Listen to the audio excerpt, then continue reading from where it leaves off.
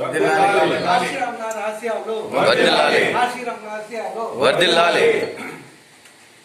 సరే మిత్రులారా, ఈరోజు కాంశీరామ్ గారి బర్త్డే జరుపుకోవడం అనేది ఒక మనకి శుభ సందర్భం. జనరల్గా ఏంటంటే అంబేద్కర్ గారిది, గారిది కూడా పెద్ద ఎత్తున జరుపుతూ ఉంటారు. కాంశీరామ్ గారిది పెద్దగా తెలియదు, జరుపుతుంటారు కానీ పెద్దగా తెలియదు. ఈరోజు మన పుణ్యమూర్తి గారు కాంశీరామ్ గారి జన్మదినాన్ని మనకు ఈరోజు జరుపుకోవాలా ఉన్నప్పుడు అనేసి మాకు 1 రోజుల ముందు చెప్పారు. చాలా సంతోషపడింది. కాంశీరామ్ గారు ప్రాధాన్యత, ప్రాముఖ్యత ఏంటని మనం ఒకసారి ఆలోచించాను. రాసిన పుస్తకాలు చదివినట్టయితే నేను చదివాను. 2000 సంవత్సరంలో కాంశీరామ్ గారు రాసిన బుక్ చదివాను. అంతకుముందు ఏమన్నా ఒక భావన ఉండేది. జనరల్గా ఏంటంటే విషయాలు తెలియనప్పుడు ఎవరైనా అంటే అట్లేదు. కాంశీరామ్ గారు బాబాసాహెబ్ అంబేద్కర్ రాసిన రాజ్యాంగంలో, ఆ రాజ్యాంగ పరిధిలో ఈ ప్రజాస్వామ్యంలో మన వాళ్ళకి రాజ్యాధికారం దొరకడం లేదు, దీనికి ఒక ప్రత్యేక వరవడిలో దీనికి ప్రత్యేకంగా వర్క్ చేయాలా అని ఒక దృఢ సంకల్పంతో మహారాష్ట్రలో ప్రారంభించారు. ఆయన సైంటిస్ట్గా ఉండి ప్రభుత్వ ఉద్యోగంగా ఉండి కూడా మహారాష్ట్రలో ప్రారంభించి అనేక కార్మికులందరినీ గ్యాదర్ చేసి అనేక సార్లు ఫెయిల్ అవుతాడు.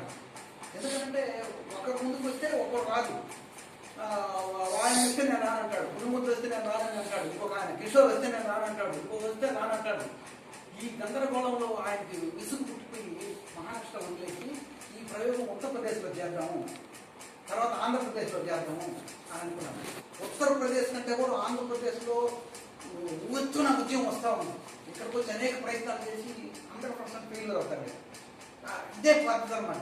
ఆ ఊరోడు వస్తే నేను రాను, ఈ ఊరోడు వస్తే నేను రాను, వాడు వస్తే నేను రాను. ఒకవేళ అధికారం వస్తే ఎవడికి రావాలా, నాకు రావాలా, ఉప ముఖ్యమంత్రి ఆయనకి రావాలి, హోమ్ మినిస్టర్ ముందుగానే ఇంత గందరగోళం చేసుకొని మన ఆంధ్రప్రదేశ్లో నాశనం చేసేస్తారు. కాన్సెప్ట్ లేకుండా, బహుజన సమాజ్ పార్టీ లేకుండా ఉత్తరప్రదేశ్ నుండి పడుతుంది. ఎట్టయినా భారతదేశంలో ఒక రాష్ట్రదాన పాఠాలను ఉత్తరప్రదేశ్లో సైకిల్ వేసుకుని తిరిగి అన్నం లేకుండా ఆహారం విషయాలు ప్రతి ఒక్కరింటికి, ఇప్పుడు కిషోర్ ఒకరు నోరు గల్లవాడు, తెలుగు గల్లవాడు ఇతను ఉపయోగపడతాడంటే అతను దొరకకపోతే వారం రోజులు కూడా కాపలా కాసి ఆయన ఇంటి ముందు ఆయన అవకాశం ఉన్న టైంలో పోయి అతను కన్విన్స్ చేసి తీసుకొచ్చి అతను ఒక ప్లాన్ చెప్పి ఈ విధంగా చేస్తే మనం రాజ్యాధికారానికి వస్తాము అని చెప్పేసి అక్కడ మాయావతి గారిని పట్టుకొని అక్కడ ఇతర కేడర్ని అంతా పట్టుకొని అక్కడ బ్యాన్స్లో పెట్టి అక్కడ అట్టడుగు దళితులు, బలహీన వర్గాలు, పూర్తికి నాటికి లేని వాళ్ళంతా ఉన్నారు. వాళ్ళు ముందుకి మీటింగ్లకు కానీ వాటికి రాలేరు. వాళ్ళకి హెల్ప్ చేయాల్సింది ఎవరు? ఉద్యోగస్తులు. ఎందుకంటే వాళ్ళు 4 రూపాయలు జీతం వస్తుంది, వాళ్ళు ₹1 ఖర్చు పెట్టగలరు, ఒక 10 పైసలు బ్యాన్స్ ఇవ్వగలరు అని ఆ కాన్సెప్ట్తో ఆయన ఏం చేశాడంటే అందరినీ గ్యాదర్ చేసి మీటింగ్ పెట్టి చేసి అక్కడ సక్సెస్ అయినట్టు. సరే తర్వాత ఉన్న కాలంలో ఆ స్పీడ్ అందుకోలేక ఇతర రాష్ట్రాలకి పాడకుండా పోయింది. ఒకరినొక విమర్శించుకోవడం పద్ధతి కాదు. కాకపోతే ఏంటంటే ఆ పద్ధతులు అందరూ స్టడీ చేయాలి. ఎడ్యుకేషన్ తక్కువ మనకి అంతే, ఇదేం లేదు. ఎడ్యుకేషన్ అంటే ఈ చదువు కాదు, ఎంఏలు, బిఏలు, ఐఏఎస్లు అవి కాదు. అసలు రాజ్యాధికారం ఏంది, వ్యవహారం ఏంది, రాజ్యాంగ యంత్రం ఏంది, ప్రజాస్వామ్యం ఏంది, మనకి ఇప్పుడు ఎంత ఒరిగింది, రిజర్వేషన్ వచ్చి ఎంత ఒరిగింది, అసలు రిజర్వేషన్ ఉన్నప్పటికీ అసలు ఉన్న సెంట్రల్ సెక్రటరీకి ఎంతమంది మనవాళ్ళు ఉన్నారు, అసలు ఏం చేయగలుగుతున్నారు, హోమ్ మినిస్టర్గా ఉండి మనవాడు ఏం చేయగలుగుతున్నాడు, ఉప ముఖ్యమంత్రులుగా ఉండి మనవాళ్ళు ఏం చేయగలుగుతున్నారు. ఇది మెయిన్ ఎడ్యుకేషన్ అంటే. భూములు ఎంత భూములు అనేది అందరికీ జనరలైజ్డ్. ఆ భూములు ఎవరి చేతిలో ఉన్నాయి ఈరోజు? డబ్బు ఎవరి చేతిలో ఉంది? రాజ్యాంగ యంత్రం ఎవరి చేతిలో ఉంది? ఆయన ఎడ్యుకేట్ కావాలి. ముందు మనం ఎడ్యుకేట్ అయ్యి కింద తరం పిల్లలకి అందరిని ఎడ్యుకేట్ చేసుకోగలిగితే ఈజీ. పెద్ద సమస్య కాదు రాజ్యాంగం పడడం. ఈజీ ఏంటంటే మనకున్న బలం ఏంటంటే జనం, వాడుకున్న బలం ఏంటంటే డబ్బు. జనం బలం లేనివాడు జనం బలం చూపించన్నాడు. ఇప్పుడు మనకు డబ్బు లేదు, జనం ఉండాలి. వాడికి డబ్బు ఉంది, జనం లేదు. ఆ డబ్బుతో జనాన్ని కొంటుండాలి. మనం అమ్ముడు బాధ్యత సరిపోతుంది. సింపుల్. అమ్ముడు పోని చోట అధికారులు ఉంటారు, అమ్ముడు పోని చోట వాళ్ళకి బానిసలుగా ఉన్నాం మనం. ఒక మినిస్టరు ఒక ఉప ముఖ్యమంత్రిని స్టేజ్ నుంచి తిట్టే పరిస్థితి వచ్చిందంటే ఇంకా మనకు మంత్రులు ఉంటే ఏముంది, ఏం లాభం ఏముంది?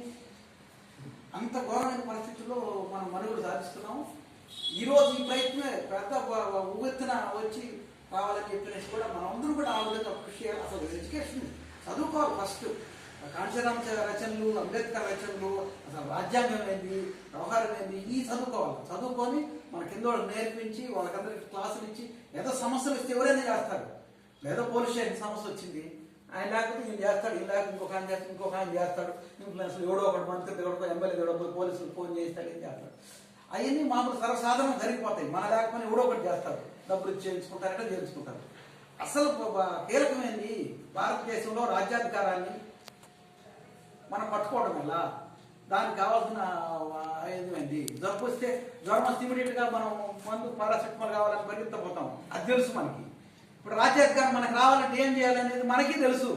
మనకంటే మనకు కాదు, మన నాయకులకి మన వాళ్ళకి కూడా తెలుసు. వాళ్ళ నాయకత్వం పోద్దని మనకు చెప్పరు అవన్నీ. వాళ్ళ నాయకత్వం పోద్దని మనకి ఒక నాయకుడు పార్లమెంట్ సభ్యుడిగా పోటీ చేసినాడు. పేర్లు అయిన ఎందుకులే అనవసరం. మనోడు ఒకడు పాపం బహుజన్ సమాజ్ పార్టీ టికెట్ కోసం ప్రయత్నం చేస్తే అందరికి టికెట్ ఇస్తామన్నారు. ఆ ఫ్లైట్లో వచ్చిన ఆయన ఫ్లైట్లో సీట్లు పడేశారు దీపారాలన్నీ. అప్పుడు వీడు ఇండిపెండెంట్ పోటీ చేశాడు. పాపం చేస్తే 500 ఓట్లు వచ్చినాయి. ఎక్కడ కాళాశ్రీ నియోజకవర్గం. సరే, తర్వాత ఈ మహానాయకుడు వచ్చి 500 వచ్చినాయంటే కూడా గొప్పే కదా ఆ రోజుల్లో. ఒరే నాయన ఎంపీ ఎలక్షన్ నేను పోటీ చేస్తున్నాను, నువ్వు వచ్చి నాకు హెల్ప్ చేయి, మనం ఒకటే కదా అంటే ఈ పాపం 1000 పొగుడు పనులన్నీ మానుకొని చేసి వాడు గెలిచినాడు. ఈయన ఒకరోజు ఆయన దగ్గర పోయినాడు. పోతే ఎవడో నీ పక్కన తీసుకొని పోయినాడు. తీసుకొని పోతే నువ్వు పెద్ద లీడర్గా నువ్వు వచ్చినావు, నీకేదైనా పని ఉంటే రావా, నువ్వే వేరే వాళ్ళు తీసుకొస్తున్నావు అని అంట. వాడు అట్టు చాలా రోషం కలిగాడు. క్యాకెట్ మొహాన్ ఊరేసి వచ్చి నా దగ్గరకు వచ్చాడు. రాదు, నువ్వే జిల్లాకి రైతు సంఘ నాయకుడు బొమ్మని చెప్పి రైతు సంఘ నాయకుడు చేసి కాళాశ్రీ ఏరియాలో దుమ్ము దురిపించినావు. దేశీయ అని కామ్రేడ్ పెంచనపల్లి. ఆ ఎంపీ ఎవరంటే చింతామోహన్. అటేందంటే నాయకత్వం పట్టించడం బ్రహ్మాండంగా చేశాడు. మళ్ళీ తర్వాత వేరే కారణాలు చేసి చనిపోయినాడు అతను. ఏంటంటే వాడు నాయకుల్ని ఎదగనివ్వరు. వాడికి తెలుగుగల్లవాడు పట్టుగల్లవాడు అని చెప్పి తెలుసు. వీడిని ఎంకరేజ్ చేసి పనులు చేసినా అంటే లీడర్షిప్ ఆల్టర్నేట్ ఎదుగుతాడు కదా. అందరూ ముందుగా దొక్కేయాలి వాడిని.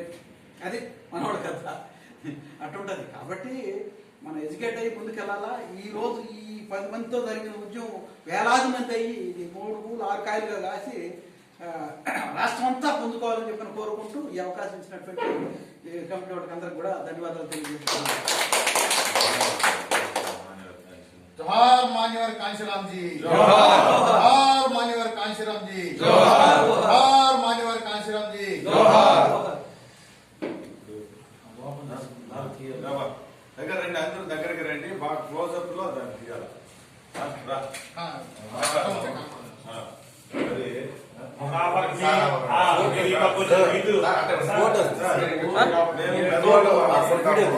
వీడియో తీస్తున్నా, మరి చూస్తాం. మధ్య మధ్యలో గ్యాప్ ఉండాలా. బోర్డు కనబడేటట్టుగా ఈ పక్క ఆ పక్క.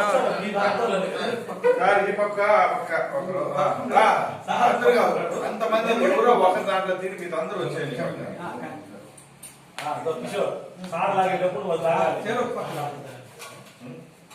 సరేనా? ఆ పక్క ఈ పక్క రావాలి. ఆ కేక్ ఆ టేబుల్ కిందకి దోసేయండి. వస్తాను కానీ చిట్టి నువ్వు చంద్ర రా, చంద్ర అంతా ఆ కేక్ ఆ టేబుల్ కింద దోసేయి. నువ్వు చిట్టి ఓకే, రైట్ రైట్. అదే ఓకే డన్.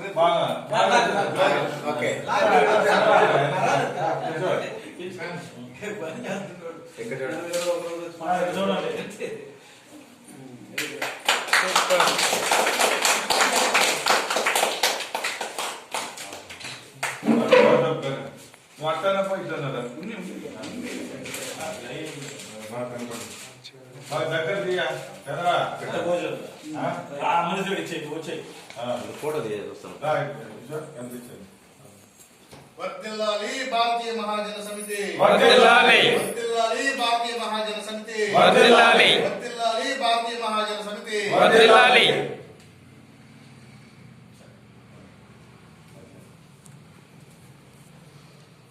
చంద్ర రండి ముందుకు చిట్టి రెడీ చేసి ఫోన్ వీడియోకి సార్ ఒక పని చేద్దాం సార్ అందరూ నిలబడి ఇంటింటి తీద్దామా లేదా ఆ ఫోటో ఇంటింటి తీద్దామా ఇటు నిలబడి అందరూ ఆ దీంట్లో పెట్టండి. పళ్ళు సార్ ఒక పని చేద్దాం ఇంకా ముందుది వీడియో కట్ చేసి స్టార్ట్ అయినప్పుడు నుంచి ప్రెస్ మీట్ చేసి అట్నే కంటిన్యూలో కంటిన్యూ